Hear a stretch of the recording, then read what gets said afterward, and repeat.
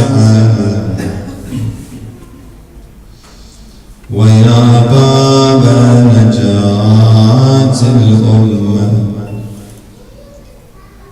يا عبرة كل مؤمن ومؤمنة غريب يا مظلوم كربلاء سيدي ما خاب من تمسك بكم وأمن من لجأ إلى حصنكم يا ليتنا كنا معكم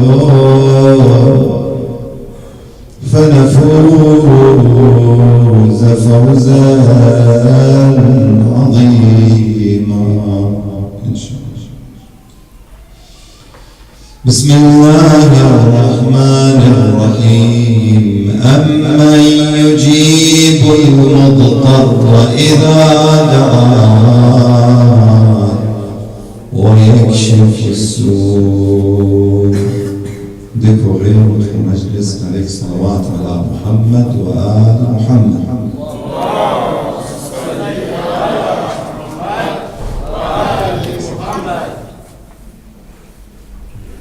تقبل الله أعمالكم. qu'Allah subhanahu wa ta'ala accepte vos actions dans ce mois béni et dans cette nuit. Allah subhanahu wa ta'ala a dit dans le Saint-Coran Amman yujibul mudtarra idha da'ahu wa yakshifu as-su'. On lit ce verset, c'est familier, on connaît très bien. Mais est-ce qu'on croit à ce verset du Saint-Coran? Est-ce que dans notre cœur, on vit ce verset du Saint-Coran? Est-ce que notre intention et notre esprit est lié à ce verset du Saint-Coran? Amman, c'est qui? Amman yujibul mudtar. C'est qui répond aux gens al-mudtar, les gens qui attendent et qui ont des vrais problèmes, ils ont des difficultés, mais sans solution. Wa yakshifu as-su'. Qui fait ça? Allah subhanahu wa ta'ala. Ça c'est le dua. Ce soir, j'aimerais bien parler un peu plus détaillé de la question de dua. On a parlé un peu de certaines conditions de dua. On va essayer de résumer ce soir quelques conditions et on va présenter déjà l'importance de dua d'un hadith Ahl al-Bayt salawatullahi wa salamuhu alayhim ajma'in.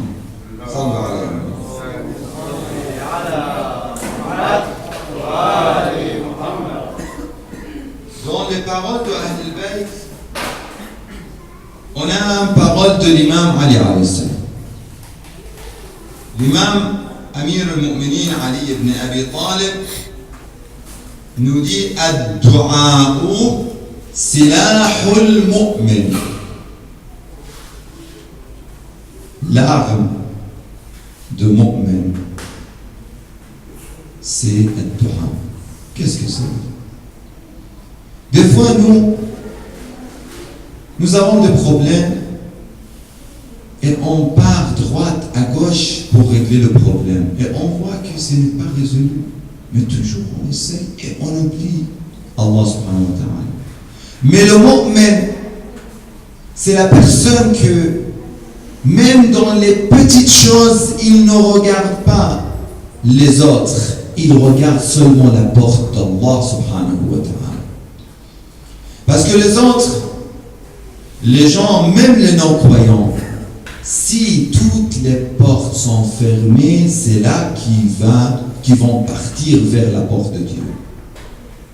Même les loin d'Allah subhanahu wa ta'ala, dans les difficultés, ils partent vers Allah subhanahu wa ta'ala. Quand on est dans le bateau ou dans l'avion, dans des situations vraiment très difficiles, et on voit qu'on est vraiment en danger, on dit Ya Allah. Ça c'est clair. Et le Coran parle de ça. Mais le mu'min demande même le sel. Il dit, le Ma'soum alayhi salam, il dit demandez même les sels de votre repas d'Allah subhanahu wa ta'ala. Le mu'min est lié complètement au ciel et à Allah subhanahu wa ta'ala. Quand il veut le rizq, wa fi as-sama'i rizqukum wa ma tu'adun. On dit même, certains Libanais ont dit rizqukum fi as-sama'i wa ma tu'adun, mais c'est une erreur. Des fois on change les versets. C'est wa fi as-sama'i rizqukum. Fi as-sama'i rizqukum wa ma tu'adun. Mon rizqukum fi as-sama'i wa ma tu'adun. Ça veut dire tous les restes et la subsistance de Dieu, c'est dans le ciel. Qu'est-ce que ça veut dire dans le ciel? Il y a deux sens. La première signification, c'est que, vous savez, tous les biens, même physiquement, viennent du ciel. C'est comme la pluie. Malheureusement, dans certains pays, on ne connaît pas la valeur de pluie. On se plaint de la pluie. Je ne sais pas si ici c'est le cas, mais dans certains pays, on attend le soleil. Si c'est la pluie, malheureusement, même on a des expressions incorrectes. On dit c'est le temps de... Certains animaux, je vais même pas dire ça. Quand on a de pluie, quand il y a des nuages, il y a ça, parce qu'on attend le soleil. C'est vrai, c'est normal, tout le monde aime le soleil. Même, vous savez, l'imam Sadiq alayhi salam, il a ressemblé, notre imam alayhi salam, il a ressemblé l'imam al-Mahdi au soleil. Parce qu'on a demandé l'imam Sadiq alayhi salam, à l'époque de l'occultation de l'imam al-Mahdi, comment on va profiter de sa présence? Parce que nous savons que l'imam du temps, chaque imam est nécessaire pour l'existence, pour la création, parce qu'il y a des liens entre Allah et la création. On a demandé à l'imam Sadiq, mais comment on peut profiter de l'imam du temps quand il sera dans l'occultation? Vous savez, il a dit, c'est comme le soleil derrière le nuage, même s'il y a des nuages, et le soleil est derrière les nuages, mais on profite du soleil. S'il n'y a pas de soleil, sur la terre, il n'y aura pas de la vie. La vie sur la terre est grâce à la lumière et la chaleur du soleil.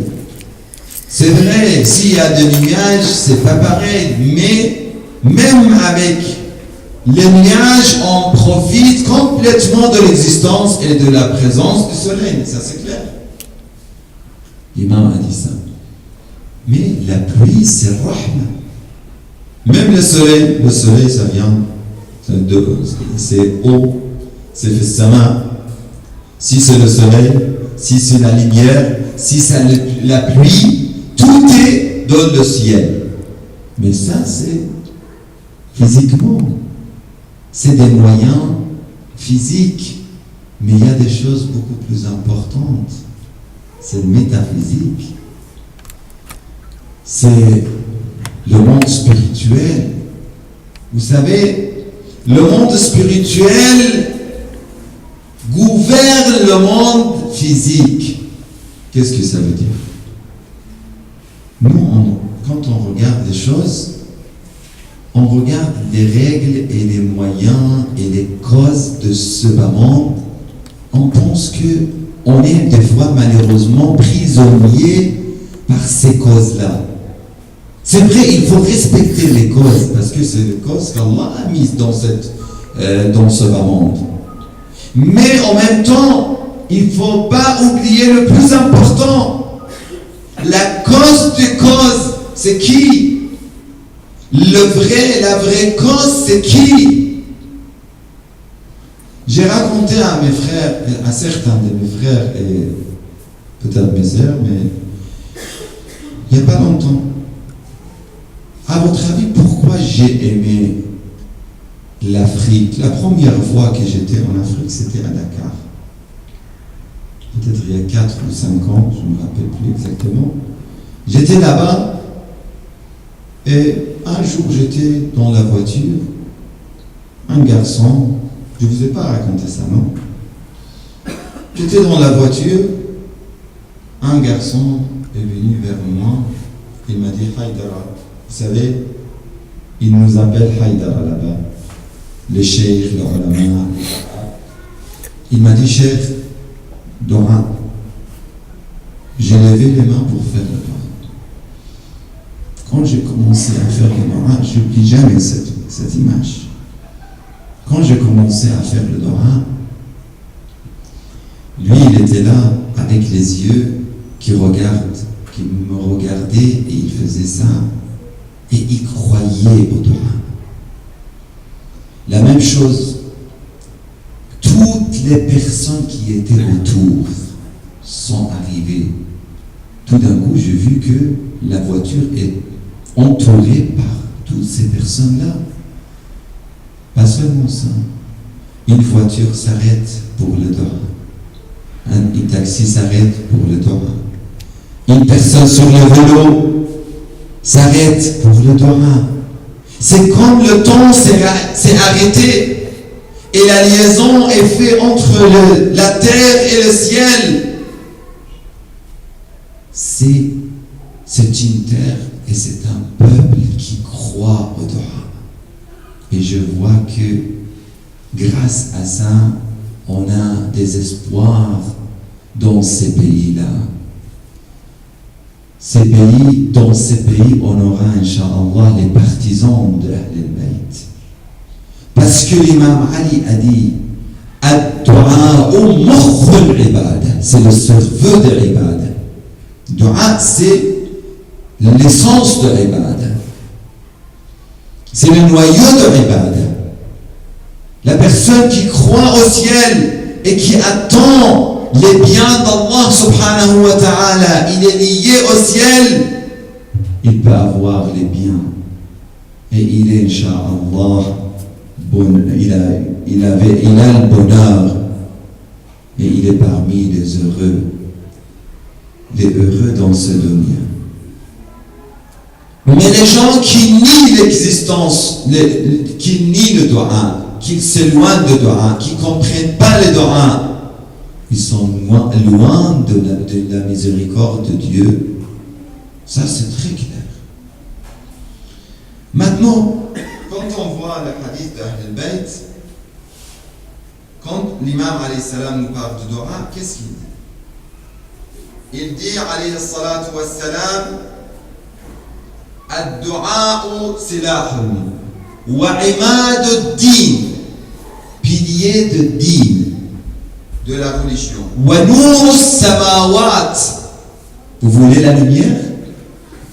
On a parlé de la lumière. La lumière des cieux vient par le dua. Ad-du'a tirsul mu'min. C'est la protection du mu'min. Wa mata tukthiru qar'a al-bab. On a parlé, tout à l'heure on a parlé de ça.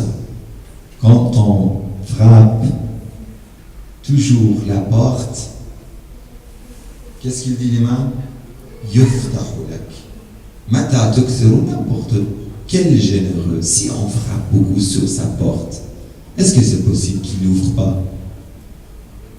Allah subhanahu wa ta'ala, si on frappe la porte d'Allah en continuation, dans toutes les petites choses et grandes choses, Allah va ouvrir la porte. L'imam al-Rada dit alaykum bi silah al-anbiya. N'oubliez pas l'arme et les armes de l'anbiya, des prophètes. On a demandé c'est quoi? Les armes de l'anbiya. Les anbiya, ils savaient quoi? Ils avaient des épées, ils avaient des autres choses. Ils avaient peut-être ça. Mais le plus important, c'était la Torah. Ibrahim, qu'est-ce qu'il faisait? Toujours, tout de suite, il levait les mains pour demander à Allah. Tous les prophètes ont fait la même chose. Et notre prophète Muhammad sallallahu alayhi wa sallam, qu'est-ce qu'il faisait? La même chose, Dora. Mais qu'est-ce qu'on fait, Dora? Comment on fait? Comment on fait le Dora? Est-ce que toujours et tout de suite, si on n'est pas à l'aise, on maudit les autres? Le prophète, même dans le Dora, nous donne des leçons. Il levait les mains. Après, quand il était à Taif, dans une ville, ils ont frappé le prophète avec des cailloux, avec des pierres. Ils ont sali le prophète. Ils ont fait beaucoup de mal à notre prophète. Il était blessé, les sangs sur les pieds, sur le corps. Il est venu vers Allah subhanahu wa ta'ala. Il a levé les mains. Il a dit Allahumma hdi qawmi fa'annahum la ya'lamun. Oh Allah, pardonne ma communauté. Ils sont ignorants. Ils ne savent pas. Il faut avoir ce cœur pour faire le Dora aussi. C'est pas de je commençais à faire le Dora, on maudit les autres, telle personne m'a fait mal. Ya Rabb al-Anu, Ya Rabb Damro, Ya Rabb ihriq le hayato. On a certains qui font ça. Le Dora n'est pas pour les personnes qui font ça. C'est bien qu'on n'a pas l'Ism al-A'zam. Le grand nom d'Allah subhanahu wa ta'ala, on n'a pas ça. Et ils ne vont pas nous donner ça. Inch'Allah, on ne sera pas parmi les gens qui ont ça, parce qu'on n'est pas capable. On ne peut pas supporter ce nom-là. L'imam alayhi salam dit, salawatullah wa salamu alayhi, alaykum بسلاح الأنبياء. Il a dit أحب الأعمال إلى الله الدعاء. C'est le plus aimé pour Allah, الدعاء. Il a dit ما المبتلى الذي قد اشتد به البلاء بأحوج إلى الدعاء من المعافى الذي لا يأمن البلاء. Attention, c'est un hadith très important, c'est une récitation très importante. Il dit, ne croyez pas que la personne malade, il a besoin de dua plus que la personne non malade, et sain et sauve, ou saine et sauve. La personne malade, la personne saine et sauve a plus besoin de dua que l'autre. Ça, il faut parler beaucoup sur ça. Pourquoi? Parce que les malades, au moins, il est plus proche de Dieu. Et le dua, c'est pour la personne, pour se rapprocher de Dieu. C'est pour ça qu'on dit, la maladie, c'est un ni'ma. Des fois, c'est un bienfait. Parce que nos péchés vont partir, vont sortir, vont tomber, Inch'Allah, avec la maladie. On sera plus proche, on va penser plus à Allah subhanahu wa ta'ala. Ad-du'a yaruddu al-qada. C'est quoi le qada? C'est quoi le qadar? On va expliquer ça dans notre prochain cours de religion.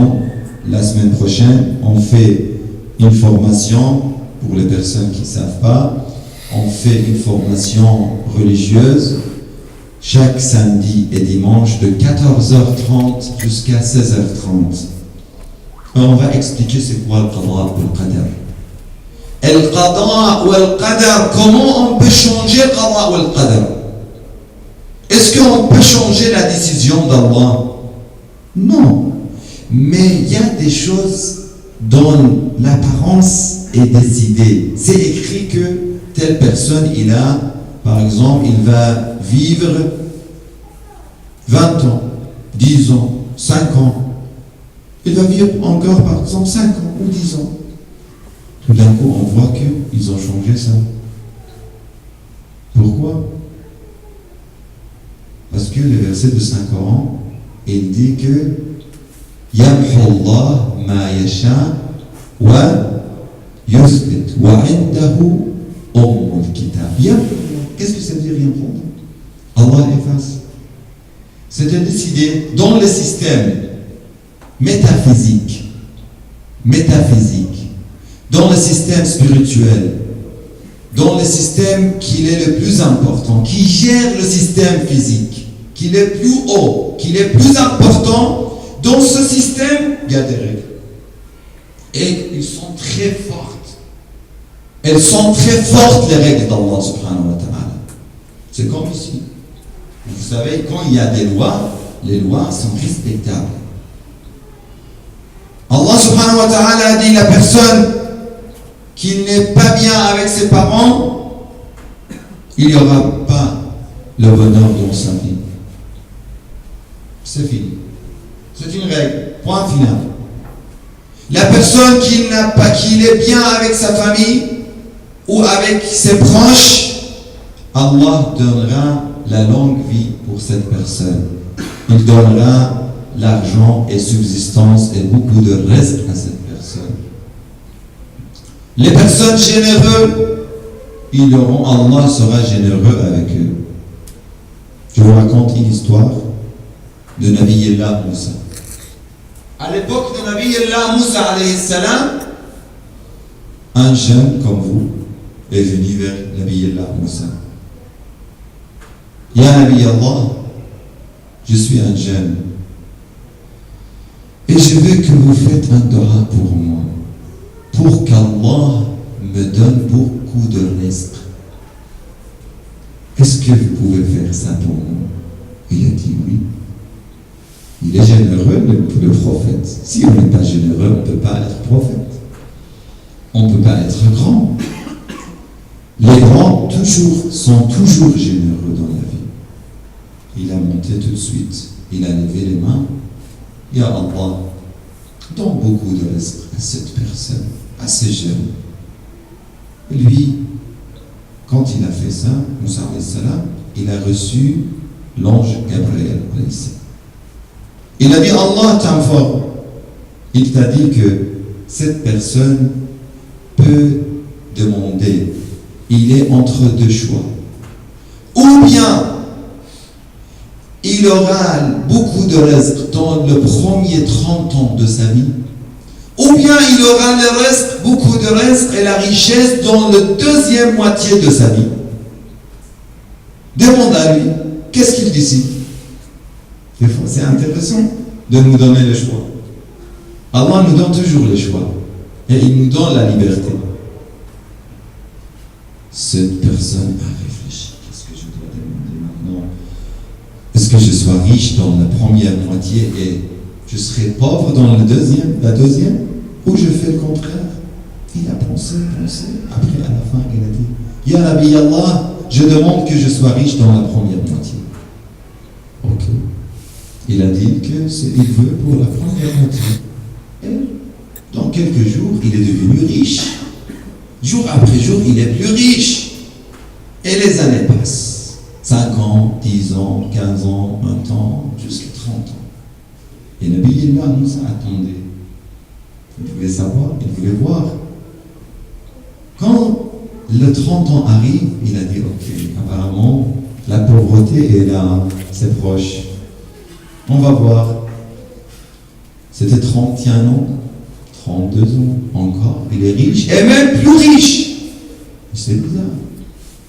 Nabi Moussa a demandé à Allah, mais t'as dit qu'il va avoir la richesse seulement, c'est-à-dire pour une partie de sa vie, mais je vois qu'il est maintenant plus riche. Et année après année, il est plus riche. Il a dit, Ya Nabi Allah, Ya Moussa, parce que cette personne, dans la première moitié de sa vie, a fait les biens. Il a bien profité de sa richesse. Il a bien donné. Il était généreux. Il a aidé les gens. Il a aidé les pauvres. Il a donné aux voisins. Il a donné à la famille. Il a rendu la famille heureuse. Il a donné l'honneur et le bonheur à tout le monde. Il a fait plaisir à tout le monde. Il a dit Ra'aytu abdi yaftahu abwab rizqi. Il ouvre les portes de mon rizq, de subsistance. Les ibadi. Il fait tout ça.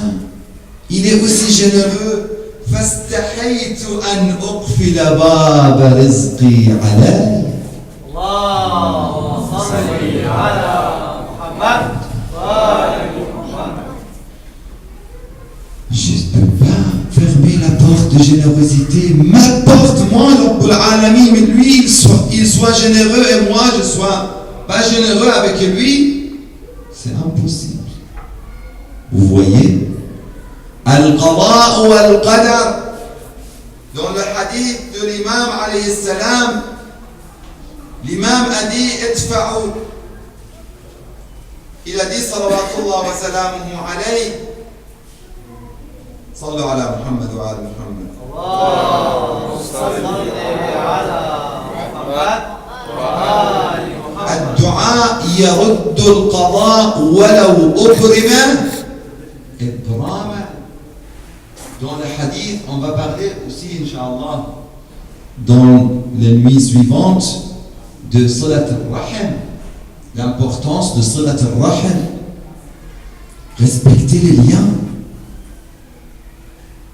Dans Salat al-Rahim, on a un riwaya, il dit que la personne, pour lui, c'était écrit 2 ans de la vie. S'il fait Salat al-Rahim, Allah va lui donner 20 ans de la vie. Au lieu de 2 ans, il aura 20 ans de la vie. يطول الأعمار صلة الرحم تطول الأعمار وتزيد في الرزق. Il y a des choses qui changent, monsieur.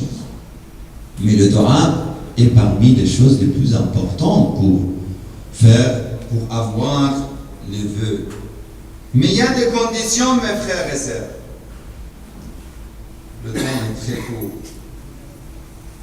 Seulement, je dis les choses qui interdisent. Aujourd'hui, on va parler un peu plus des choses qui ferment les portes de dua. On a parlé un peu de la question de l'uqma al-halal, mais il faut insister sur cette question. On est dans le mois béni de Ramadan. فَلْيَنْظُرِ الْإِنسَانُ إِلَى طَعَامِهِ. Qu'est-ce que ça veut dire? L'être humain doit regarder et vérifier, il doit être très méfiant dans la question de l'uqma al-halal. Qu'est-ce qu'il mange, le boucher, la bouchée? Est-ce que c'est halal ou c'est haram? Aujourd'hui, on a lu le verset de Saint-Coran. وَلَا تَأْكُلُوا مِمَّا لَمْ يُذْكَرِ اسْمُ اللَّهِ عَلَيْهِ وَإِنَّهُ la fisq. Ne mangez pas les choses lesquelles on n'a pas dit Bismillah, auxquelles on n'a pas dit Bismillah. Si on égorge l'animal et on ne dit pas Bismillah, c'est haram. On a dit même c'est najis. On a lu dans la jurisprudence, vous vous rappelez, les frères et sœurs qui étaient présents, on a dit que c'est najis, ça veut dire c'est impur. Et si on met la main sur cette viande, notre main sera impure, n'est-ce pas? Mais vous savez, Malheureusement, il y a des gens, en France on a ça, je ne sais pas si, Inch'Allah, vous n'avez pas ça. Mais en France, ils disent qu'on vient sur le réfrigérateur, dans les grands supermarchés, on dit Bismillah ar-Rahman ar-Rahim, on l'achète, et c'est bon. On dit Bismillah, et on le mange. Vraiment, je vois que vous rigolez, c'est normal. Comment on joue avec les cerveaux des gens? Et il y a des gens, malheureusement, des fois c'est à cause de l'ignorance, et des fois, malheureusement, à cause des désirs. Parce que j'aime bien manger. Je pense que je ne peux pas laisser la viande. Et des fois, malheureusement, c'est moins cher. Je dis pourquoi je paye un peu plus? Je paye un peu moins. J'économise, mais pourquoi? Pour manger le feu. On ne voit pas, nous on ne voit pas, mais on mange le feu sans savoir. Ça, c'est une étape. Deuxième étape, la personne, il ne mange pas haram comme ça. Mais il mange, malheureusement, il mange de viande ou des autres nourritures volées. On a eu ça en France. Peut-être je vous ai raconté cette histoire. Une personne a dit qu'il était responsable d'un grand supermarché. Il a dit qu'un responsable là-bas m'avait demandé, moi je suis musulman, il m'a demandé, pour vous les musulmans, le fait de voler, est-ce que c'est licite ou c'est illicite? Il a dit c'est illicite, c'est haram, on ne peut pas voler les autres. Il a dit mais comment je vois que beaucoup de viande halal est volée? Vous voyez, malheureusement, peut-être il y a certains, ils pensent qu'on peut voler parce que ce sont des mécréants ou des choses comme ça, ils veulent et ils mangent. Ça, c'est aussi rigolant qu'on peut rigoler. Mais il y a encore pire de ça. Mais c'est pas clair. La personne, ils ne veulent pas directement la viande ou la pomme pour manger. On peut voler une pomme et on mange directement. Ça, c'est haram, c'est clair. Peut-être les gens ne vont pas faire ça. Surtout, on ne mange pas les pommes ou les fruits et on ne fait pas l'iftar avec le haram comme ça directement. Mais des fois, qu'est-ce qu'on fait? On vole l'argent des gens. On prend l'argent des gens. On monte sur les gens. Et après, on achète des choses très facilement. Et on mange l'iftar.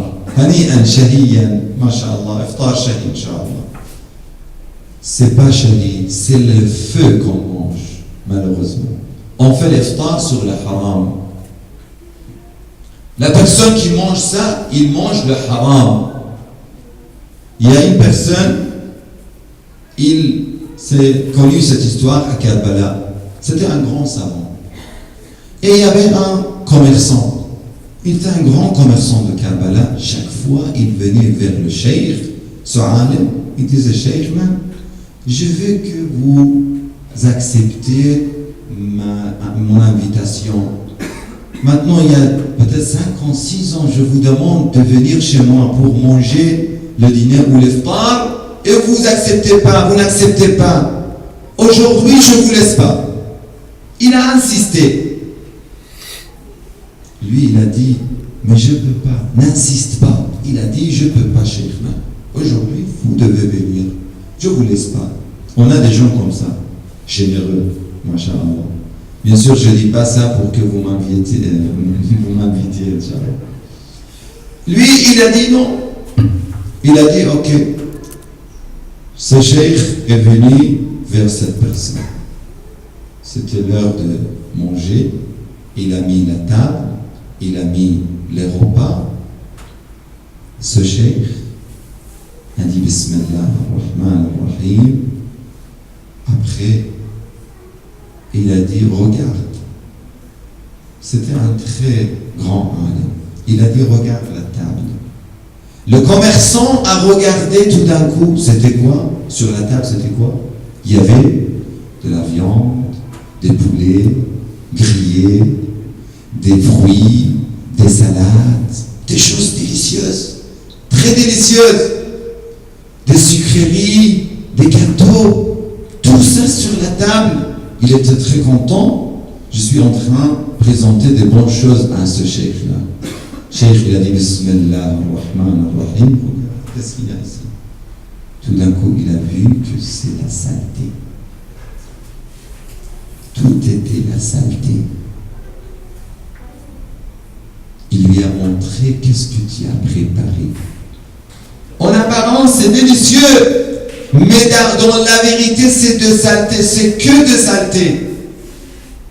La personne qui veut les autres, qui prend l'argent des autres, il ne le rend pas, il part au pèlerinage, il fait n'importe quoi.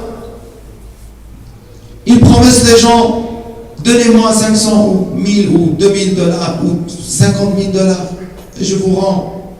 Et il faut courir derrière lui après ça, pour que les personnes et les gens n'osent pas à donner quelqu'un et à aider quelqu'un. Il ferme toutes les portes des bonnes choses et de bonnes actions. La personne qui ne donne pas Haqqullah, qui ne donne pas le khums, qui ne donne pas les pauvres, qui ne donne pas les orphelins, qui ne donne pas, et qui prend, qui veulent, il va manger le haram. Il va manger le haram. C'est la même chose. C'est pour ça que Ahlul Bayt alayhi salatu wassalam ont dit, écoutez bien ce hadith, mes frères et mes sœurs. La personne qui mange une bouchée de haram pendant 40 jours au moins, pendant 40 jours, ses doigts et ses invocations ne seront pas exaucées. Pendant 40 jours. Vous voyez, il y a certains, comme les animaux. Aujourd'hui, on a parlé aussi de l'hayawan al-jallal. Vous vous rappelez de ça? C'est quoi hayawan al-jallal? C'est l'animal qui mange les saletés. Les saletés des gens, les saletés des êtres humains, les saletés. Il mange les saletés, les choses impures. Ça, on dit hayawan al-jallal. Vous savez, ce hayawan et cet animal, c'est illicite. On ne peut pas le manger. Même si c'est des moutons, on ne peut pas le manger. Même c'est najis. La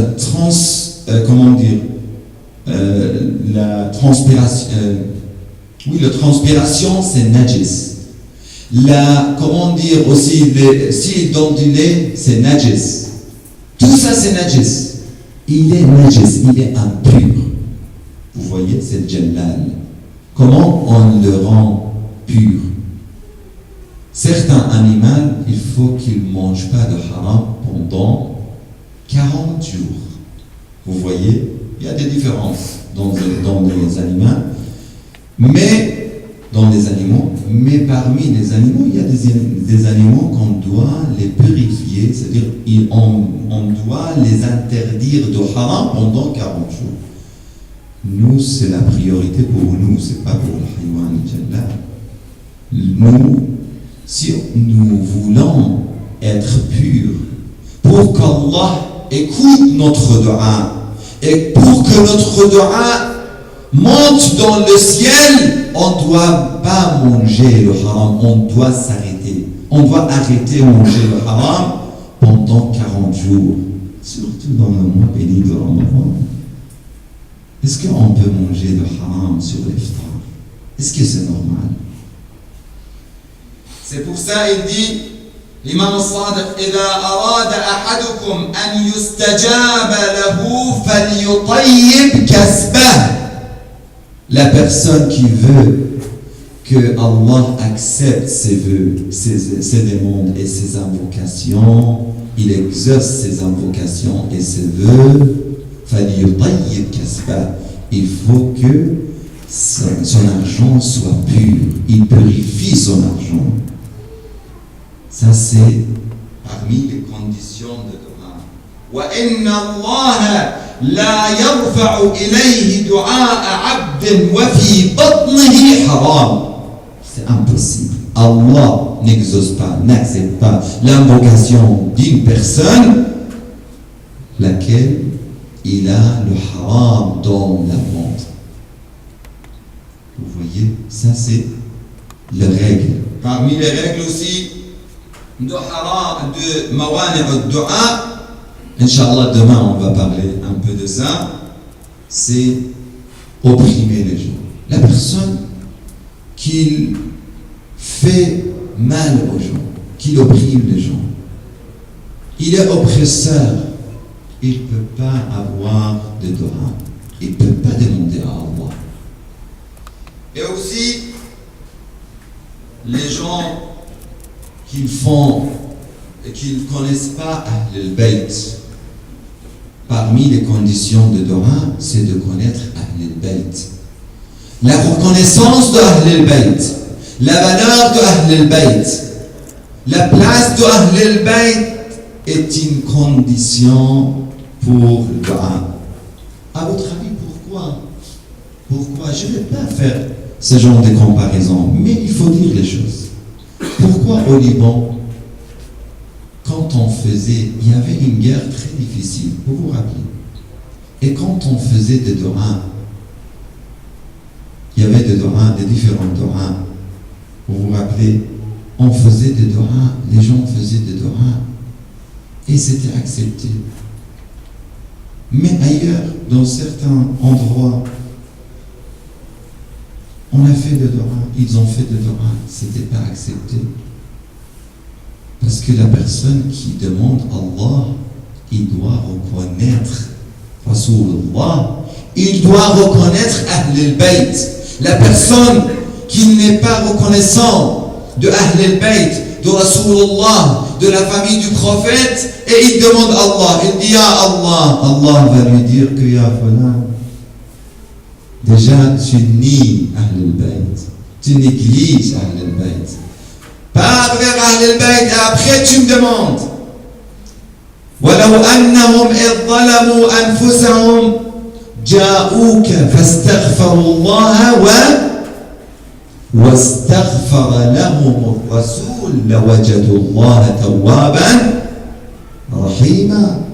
La personne qui veut même demander le pardon de Dieu, la miséricorde de Dieu, il veut se repentir. Il doit partir, et ça c'est dans le Coran, il doit partir vers le prophète et demander au prophète sallallahu alayhi wa sallam. Et s'il fait ça, il peut se repentir. Il peut demander le pardon.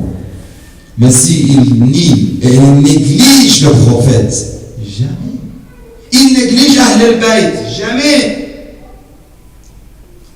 On demande à Allah subhanahu wa ta'ala dans cette nuit بحق رسول الله وبحق أهل البيت صلوات الله وسلامه عليهم أجمعين اللهم وفقنا لمراضيك اللهم جنبنا معاصيك اللهم لا تخرجنا من الدنيا حتى ترضى عنا اللهم شاف مرضانا اللهم أد ديوننا اللهم ارحمنا واغفر لنا وعافنا واعف عنا اللهم عجل في فرج مولانا صاحب الزمان اجعلنا من أنصاره وأعوانه والمستشهدين بين يديه اللهم اغفر للمؤمنين والمؤمنات والمسلمين والمسلمات الأحياء منهم والأموات تابع بيننا وبينهم بالخيرات إنك مجيب الدعوات إنك على كل شيء قدير برحمتك يا أرحم الراحمين إلى أمواتنا وأموات الحاضرين وإلى من مات على الإيمان لا سيما العلماء والشهداء والصالحين نهدي ثواب السورة المباركة الفاتحة مع الصلوات.